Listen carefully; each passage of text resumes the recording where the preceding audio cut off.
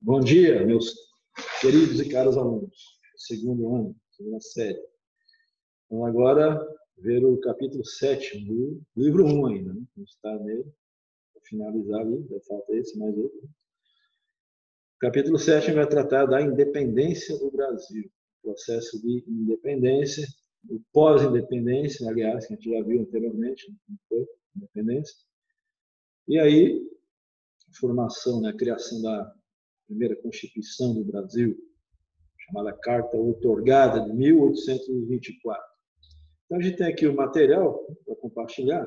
Estou com ele aqui para vocês verem, né? O material. Então, deixa eu ver aqui.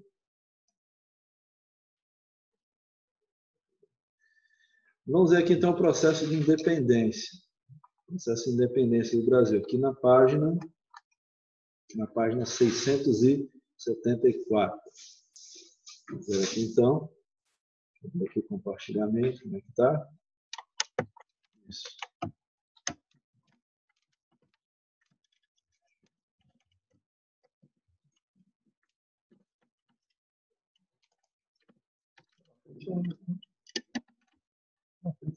Uhum. Não, vamos lá. Bom, pessoal, então, vamos ver aqui, seguindo aqui o material. Vamos dar seguimento aqui, então. Deixa eu ver só uma coisa aqui. Deixa eu ver como é que está aqui a gravação, compartilhamento.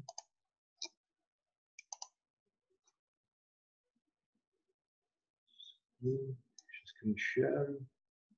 Tá, ok, desculpa aí, só um probleminha técnico aqui. Aqui eu estou vendo aqui, isso, tá, agora vai. Beleza. Então, voltando aqui, né? Então, pessoal, a ideia da independência começou a se consolidar, como a gente viu ali,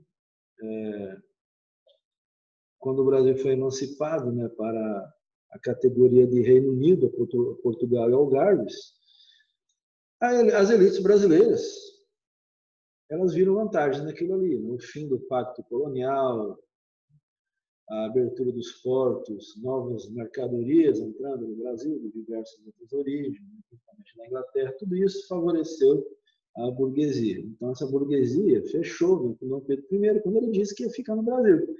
Quando ele foi convocado a voltar para Portugal, pelas cortes portuguesas, ele disse que não, disse que ficaria no Brasil.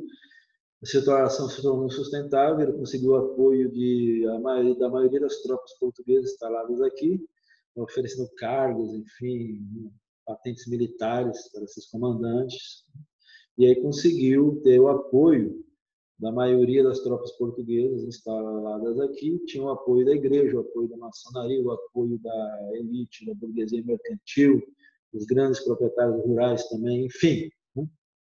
Tinha também o apoio popular do povo, que o povo não tinha assim, muita diferença, o Brasil ser uma colônia ou não. O povo vivia, né, como podia. Então, a situação não ia mudar muito assim, para o povo em geral, mas para essas classes, né, essas elites, sim, com certeza. Se o Brasil continuasse com aquela autonomia que foi adquirida com Dom João VI, né, a partir ali de 1816, com a emancipação do Brasil, o Brasil saindo da situação de uma simples colônia, como era também Moçambique, Angola, Cabo Verde, outras possessões portuguesas aí mundo afora, né? Então, agora o Brasil, esses grupos políticos, né, essas oligarquias brasileiras apoiaram a independência do Brasil. E aí Dom Pedro I, às margens do Riacho Ipiranga, em São Paulo, fez a sua famosa declaração, independência ou morte, como todos conhecemos. Então, pessoal, a gente vê aqui a consolidação da independência. Como é que se consolidou essa independência?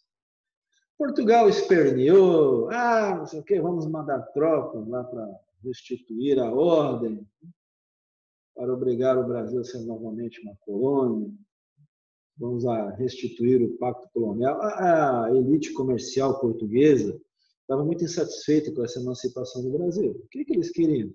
Obviamente, né, eles queriam que o Brasil continuasse uma colônia, porque isso era lucrativo para eles, para a elite comercial portuguesa, que importava produtos da Inglaterra e repassava para o Brasil a preços altíssimos. Então, o pouco que era produzido em Portugal era vendido por eles aqui. Também eles compravam matérias-primas brasileiras, né, com preços muito baratos e transformavam ou repassavam, revendiam lá na Europa com lucros enormes. E agora, essa política, essa ideia do Brasil ser independente, mexer no bolso deles. Né? A emancipação do Brasil, quando saiu da situação de colônia, se tornou Reino Unido, né?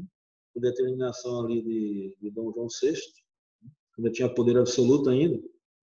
Vamos lembrar que com a Revolução Liberal do Porto, em 1820, Dom João VI passou a ser, né, não mais deixou de ser um monarca absolutista e passou a ser uma mera figura, né, representativa, né, dos valores, enfim, da tradição portuguesa, etc., como em toda monarquia parlamentar acontece.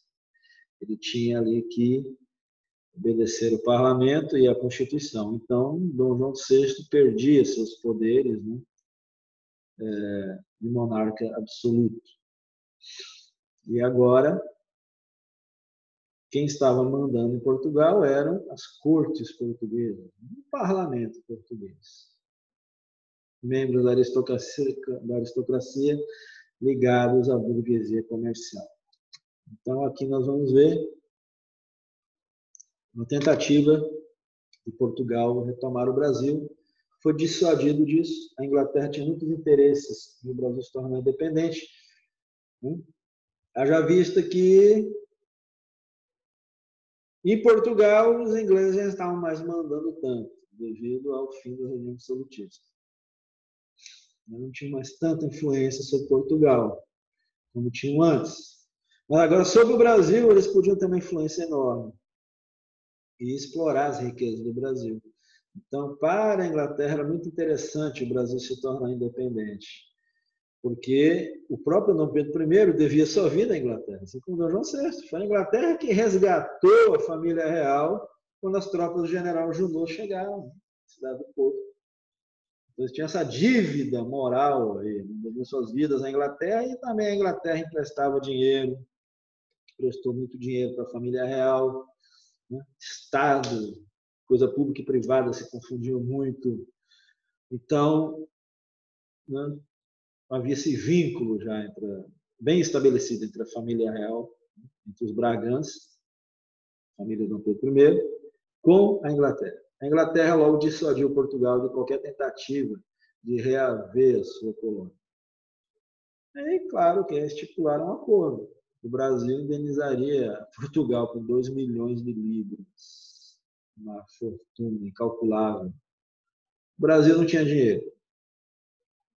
Mesmo com toda a arrecadação de impostos, levaria anos para o Brasil juntar essa quantidade de dinheiro. Aí a Inglaterra aparece como, né, salva o anjo da guarda desse novo país que surgia. O anjo da guarda de Dom Pedro I. Emprestou esse dinheiro, né, para o Brasil, para que Portugal aceitasse a independência. Também não era interessante para Portugal entrar num embate ali com a Inglaterra. Então, eles aceitaram essa fortuna astronômica, e claro que quem pagou isso foi o povo brasileiro, né? Esse empréstimo aí. Quem pagou, como é que o Brasil pagou por esses empréstimos? Mantendo as vantagens dos ingleses, né? As vantagens alfandegárias, os privilégios de terem alíquotas, né, sobre seus produtos reduzidas à faixa de 15%, tendo acesso livre à madeira brasileira, né, quase com preço quase de graça, às vezes até de graça mesmo, tendo, enfim, uma influência, um pé fincado aqui dentro. E aí foi assim que o Brasil pagou pela sua liberdade, né? Doando o quê? Nossos recursos. Os banqueiros ingleses fazendo a festa aqui, tendo sempre prioridade, privilégios, leis favoráveis à burguesia mercantil, bancária, financeira, inglesa, enfim, né? Então, assim se deu a independência do Brasil. E agora vinha uma outra questão, uma questão crucial, a Constituição do Brasil. Então, nós vemos aqui, né,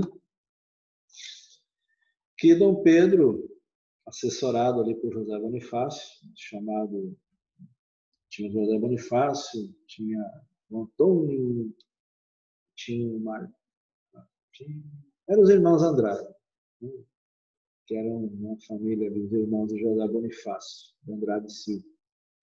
Então, ele era um assessor, um conselheiro do Pedro I. Dom João VI incumbiu ele de ser praticamente um tutor de Dom Pedro I. Ele disse, fique de olho no Pedrinho, né? Não fazer besteira, fique de olho no Pedrinho.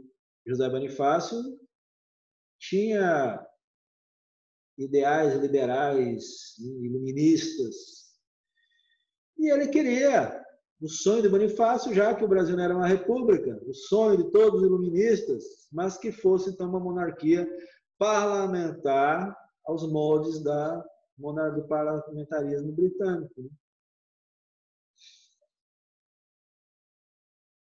Esse poder do parlamento conquistado lá na Revolução Gloriosa, de 1688, que havia na Inglaterra. Então, José Bonifácio sonhava, então, com uma monarquia constitucional, parlamentarista, com Dom Pedro I, com poderes limitados, enfim, né? E o Brasil ser construído em cima de bases, né, de ideais liberais.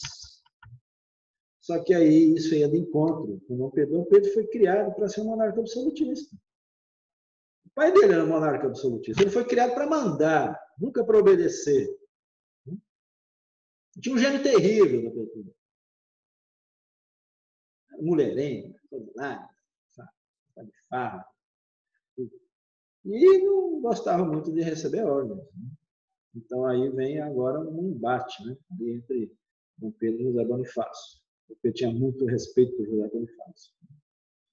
O ouvia, mas com ressalvas. Né? Então foi convocada a primeira Assembleia Constituinte, em 1823, para criar uma Constituição para o Brasil. E aí, pessoal, aí é que começa, né?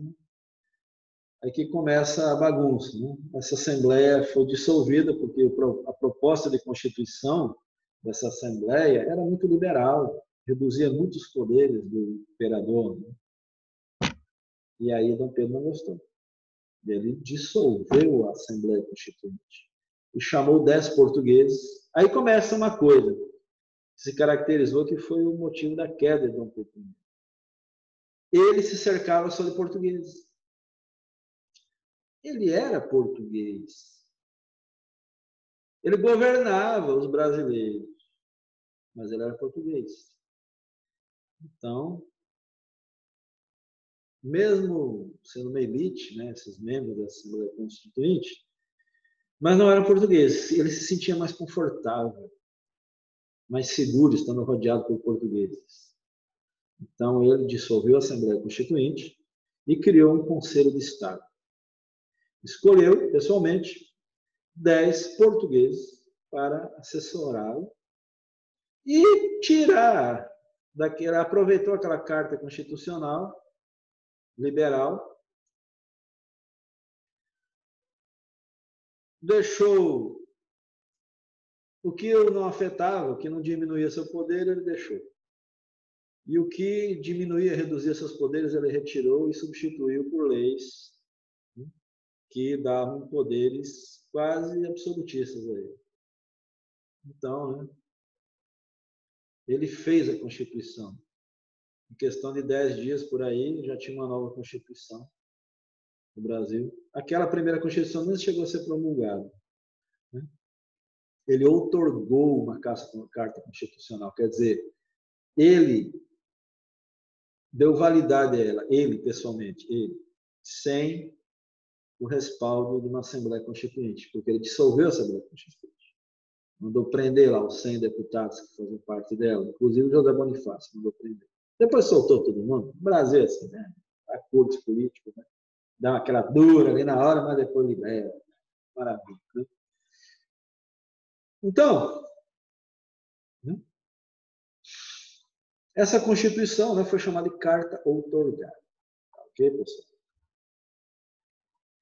Nessa Carta Outorgada, né, aqui nós vemos aqui, Tratado de Paz e Aliança, né, com o reconhecimento de independência lusitano, lá em 1825, depois toda aquela negociação, aquele pagamento, né, daquela indenização absurda, né, aí Portugal, né, reatou relações diplomáticas com o Brasil, inclusive voltou a fazer comércio com o Brasil, mas claro que a Inglaterra sempre tem vantagem, tem prioridade. Né?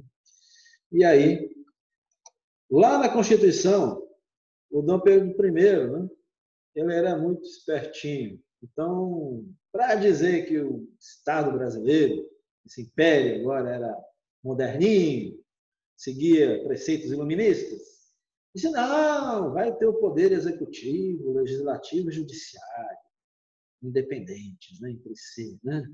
Mas eu vou criar um quarto poder, o poder moderador. O que queria dizer poder moderador? O poder moderador foi idealizado lá por um filósofo francês chamado Benjamin Constant, no século XVIII, e era simplesmente a prerrogativa que tinha um monarca, um chefe de Estado, né, de intermediar embates políticos. Né? E eles chegaram ali, por exemplo, dizer, o que você propõe? Ah, você concorda? Não, eu concordo se fizer isso. Ah, tá. Ele disse que aceita se você conceder isso. Está de acordo? Ah, estou, assim ficou melhor. Então, você concorda? Ah, concordo. Você concorda? Estão de acordo? Estão de acordo? Tá, então agora aqui na minha presença, eu como, né, chefe de Estado, imperador, rei, sei lá o que for, eu, né, estou aqui de testemunha e decreto, né, que o que vocês fizeram aqui, esse acordo que vocês tiveram, vai virar lei, enfim, vai ter que ser respeitado, né, enfim, sob pena, né, da lei, se não for cumprido. Então, isso era o poder moderador, entendeu? Na sua raiz, né, filosófica, ideológica. Era o governante intermediar uma negociação, né, ouvir os dois lados e daí chegar a um comum acordo, né, não rompendo as regras sociais, enfim, não afetando a figura do governante e tal, né, de modo que pudesse moderar as coisas. Aí já fala moderador, né, moderar os ânimos e fechar um acordo e ratificar na frente daquela autoridade. Isso era a base do poder moderador, entendeu? E agora Dom Pedro I chama isso aí de poder moderador, mas não era. Ele chamava os dois lados que estavam, supomos que tinham duas facções políticas divergentes, num embate político, ele chamava os dois lados e ele perguntava: o que tu tem para me oferecer? Ah, isso aqui, se você apoiar essa demanda, né, nós podemos isso aí. Né? E você? Ah, babá, babá, babá, babá. Ah, eu gostei mais da proposta sua. Então, está feito, entendeu? Se me beneficia, beneficia a todos. Então, esse era o poder moderador, né? A moda do Pedro I, né? A moda brasileira. Né?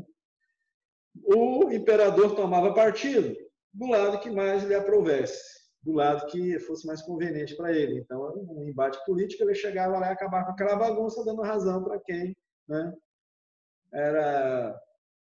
tinha uma proposta, enfim, ou cuja demanda era mais interessante para ele próprio. E ele podia dar, e se os dois não concordassem, não concordamos com isso, você está abusando do poder, não pode, fulano tal, ganhou mais do que eu. Quer saber? Eu vou dissolver esse parlamento, esse congresso, vou convocar novas eleições. Era assim, não? Era assim. Então, uma situação dessa é o seguinte, o imperador podia passar por cima da lei, podia passar por cima do poder judiciário, do legislativo. O executivo era ele próprio, né? O poder executivo. Então ele podia passar por cima, com a prerrogativa, né, do poder moderador. Simplesmente ele chegava e dizia, olha, quem manda aqui sou eu. Eu vou evocar o poder moderador. E pronto, eu tenho a palavra final, tá? Está resolvido o embate. E que, se vocês não concordarem, eu dissolvo esse congresso, vai todo mundo para casa e eu vou convocar novas eleições, até que tem um parlamento aqui que não me questione.